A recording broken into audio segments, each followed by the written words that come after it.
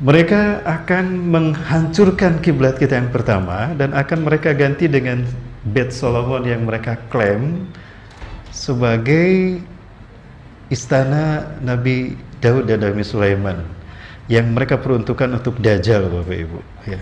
Yang mereka peruntukkan untuk Dajjal. Ada beberapa buku tentang Zionisme yang pernah saya baca. Di antaranya ada buku Desain Yahudi ataupun Kehendak Tuhan. Kehendak Tuhan ataukah Kehendak Tuhan atau Desain Yahudi, karya Max Ideman. Kemudian buku Zionisme Gerakan Menguasai Dunia, karya Jeta Maulani, mantan kepala BIN, beliau seorang jenderal, mantan kepala Badan Intelijen Negara, yang terakhir bertemu dalam seminar bersama kami di Jawa Barat, lalu beliau meninggal dunia.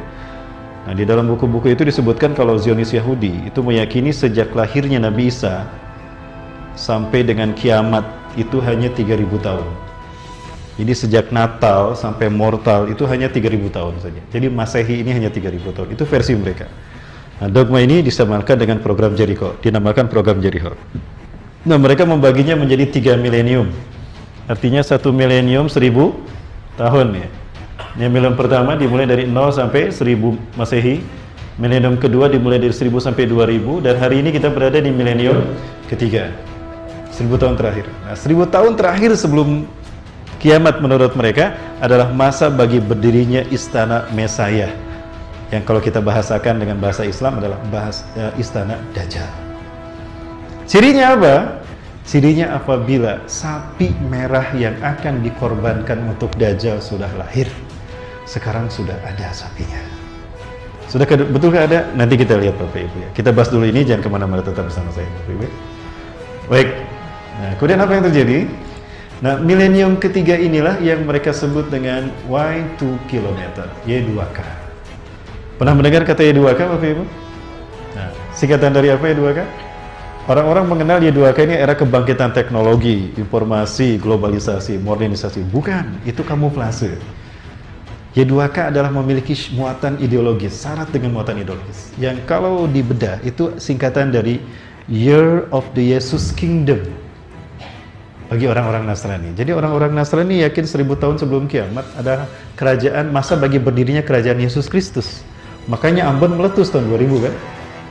Karena Ambon atau Indonesia Timur, terutama dari Timur-Timur, itu akan menjadi kamp konsentrasi Katolik kedua setelah Vatikan untuk Asia Pasifik. Maka Timur-Timur harus diintegrasi terpisah dari Indonesia. Dan sudah terpisah kan? Dan itu tidak bisa mereka perjuangkan kalau Pak Harto dan kroninya masih berkuasa. Maka dilengserkan dulu Pak Harto.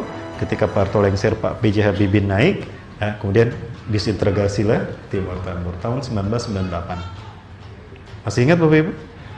Dan ternyata Timur Timur sekarang jauh lebih menderita. Ya, mereka walaupun sudah menjadi negara, mereka menderita dan menyesal, ingin balik lagi bergabung dengan Indonesia. Gimana kalau saya tawarkan bergabung dengan Pekanbaru? Dia mau? Mohon maaf Bapak Ibu, kelakar.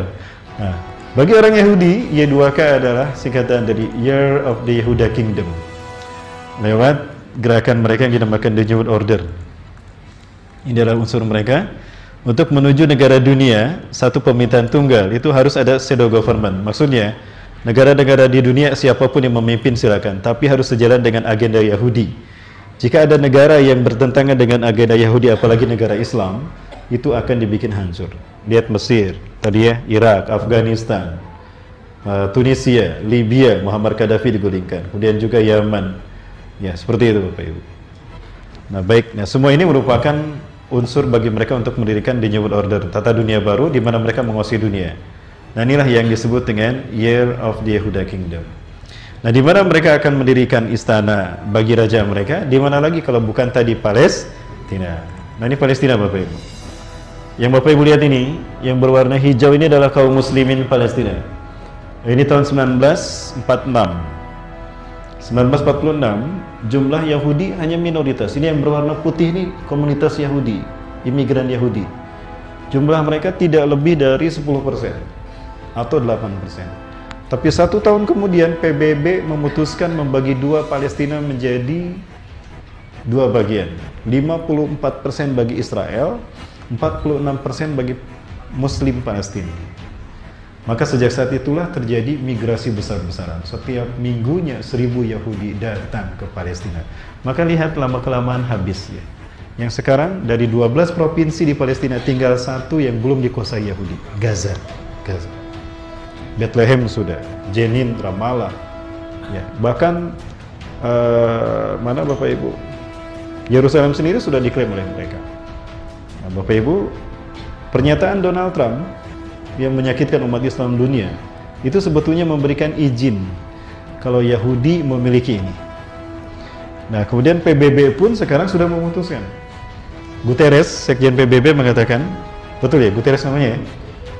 Nah, Guterres mengatakan bahwa satu-satunya solusi konflik Palestina-Israel itu adalah satu, yaitu dua negara.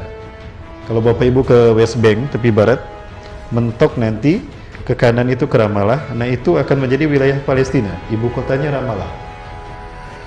Kalau ke kiri berarti ke Old City, ke Yerusalem, yang ada Masjidil Aqsa, nah itu menjadi milik Israel.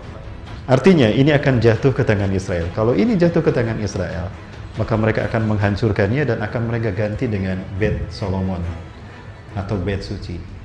Ini Bapak Ibu. Maka kita akan kehilangan Masjidil Aqsa. Dan inilah kerusakan yang kedua yang akan mereka lakukan. Dan kalau ini terjadi, Allah akan menghukum mereka. Dan ini sebentar lagi. Pertanyaannya, kapan Allah akan menghukum mereka? Mau kita hitung Bapak Ibu? Kita hitung nanti ya. Masih ada waktu kan? Nah, kalau mereka hancur, berarti Dajjal akan keluar. Kapan Bapak Ibu? Saya khawatir itu tahun 2022. Berapa tahun lagi? 3 tahun lagi ya? Berapa tahun lagi? 3 tahun lagi. Sekarang 2019. Ke 2022 berapa tahun lagi? 3 tahun. Baik, saya sampaikan hadis Rasulullah. Dari Thauban radhiyallahu anhu. Rasulullah bersabda, "Inna qabla khurujid dajjal 3 sanawat syidad." 3 sanawat syidad. Sesungguhnya sebelum kemunculan Dajjal akan datang 3 tahun tersulit bagi manusia tinggal di muka bumi. Kenapa? Fiha jau'un syadid. Di 3 tahun itu akan terjadi kelaparan yang sangat. Fisanatil ula yamlullahu as-sama antah bisa sulusa matriha. Allah perintahkan pada langit di tahun pertama untuk menahan 1/3 airnya. Maka tidak turun 1/3 hujan selama setahun. Sekarang sudah jarang hujan ya. Jangan-jangan sudah dimulai. Wa ya'murul arda an tahbita sulusa nabatiha. Dan Allah perintahkan bumi menahan 1/3 tanamannya. Maka di tahun pertama ini 1/3 tanaman tidak tumbuh selama 1 tahun.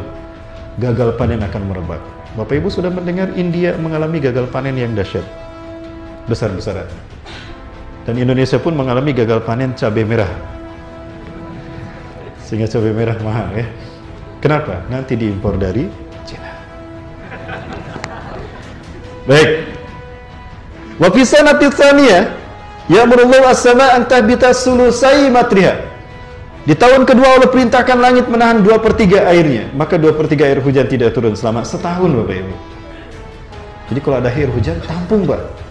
Bu, tampung Bu. Nanti kalau udah kering, ke atasin, kucurkin dari atas untuk hujannya. Karena tidak akan turun hujan selama setahun itu 2/3-nya. Dan Allah perintahkan pada bumi menahan 2/3 tanamannya. Nah di tahun ketiga, wa fi sanati tsalisa, di tahun ketiga, ya'murullahu as-samaa'a an tahbisa kullal matara indah. Fada tubtiru qutratun minas sama fitil kasana. Di tahun ketiga Allah akan memerintahkan langit menahan semua airnya, maka tidak ada setetes hujan pun selama 1 tahun. Kering, banyak manusia mati kena kelaparan. Falatun bitu minal hadra wahidan fil alam fitil kasana. Dan tidak ada satu tanaman pun tumbuh selama setahun. Bayangkan, setahun tidak ada satu pun tanaman yang tumbuh. Dapat kita bayangkan bagaimana banyak manusia yang mati kelaparan. Ada sahabat bertanya kepada Rasulullah SAW, "Ya Rasulullah, bima ya'ishun nas fitil zaman?" Ya Rasulullah, dengan apa orang-orang beriman atau manusia akan bertahan hidup di tahun ketiga ketika kelaparan itu terjadi?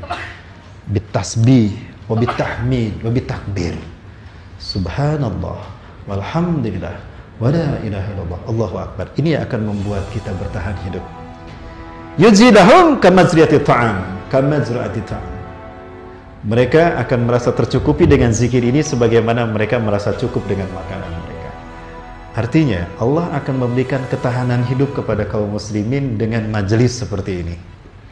Jadi pertahankan majelis ini, Pak, karena majelis ini akan membuat kita bertahan hidup di saat kelaparan terjadi 3 tahun. Nah, di tahun ketiga inilah Dajjal akan muncul. Dan Dajjal akan muncul setelah Israel hancur. Israel hancur tahun berapa? 2022. Jadi berapa tahun lagi Bapak Ibu? 3 tahun lagi. Sudah siap menyambut 3 tahun kedatangan Dajjal? Mas udah pada nikah belum, Mas? Buru-buru Mas, besok ya. Karena kalau Dajjal muncul, KUA tutup seluruh dunia.